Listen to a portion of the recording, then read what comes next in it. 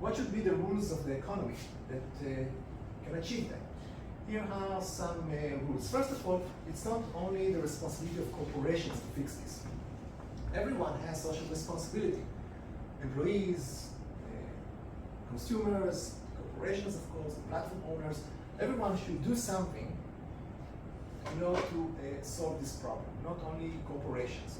Doesn't mean that corporations don't have responsibility. They have much more responsibility than currently is being taught to them. But everyone has a responsibility. So here are 15 principles for the cooperative economy that are designed to promote prosocial behavior. And if you can follow these rules, then perhaps we can create an economic system that is benefiting society ahead of economic gains. So the cooperative economy is an ethical, community-driven economic system that relies on collective actions to promote pro-social behavior and social values. And one theme that you can see already is the role of the community. So as I mentioned, globalization creates a situation where when you trade with someone, you are not connected to that company or individuals. You don't see them, you don't know what language they speak, you don't really care. But if you have economic exchange within communities, then it's likely that you will be operating under the same beliefs, norms, culture. You are likely to even encounter physically the people that you trade with. So you can rely on social networks. And as we know, this is a power that can reinforce trust and pro-social behavior. What should be the definition of this community? Is it going to be a tribe, a village, a city, a country?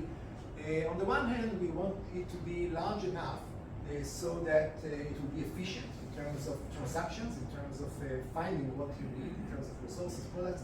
On the other hand, the smaller it is, the more likely it is that you can reinforce the norms of behavior. So this is an empirical question, but the idea is that you want to make these communities more self-sufficient, so also not vulnerable to catastrophic events that occur in some other parts of the world. And you can reduce travel, distances to make it more sustainable. And of course, communities can trade between them, but the idea will be priority to proximity. Another issue is that this system should be open to everyone who accepts the rules. Now, if you are joining the system in order to exploit others, and you're going to misreport information, gain from arbitrage, which is very easy in this system, you should be out. Okay? So the system should block opportunistic behavior and greedy participants in order to give a chance to those who are prosocial to become more dominant, and this requires excluding the opportunistic actors. So there is no discrimination in terms of who can join based on other factors like gender, race, or economic ability, but it's whether you are accepting the rules of the system. The main innovation, I think, is the idea of subsidizing the needy.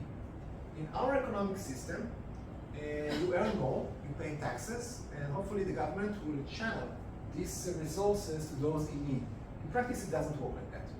We know how politics works. The chances that those in need will be the beneficiaries exists, but it's not that high.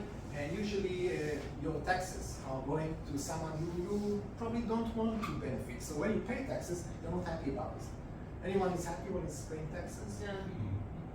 Well, but if you are able to get your extra income to the needy individuals in a way that will be consistent with your wishes and wills, you'll be happy, because then it's pro-social behavior. So the idea is that the high earners are subsidizing the low earners.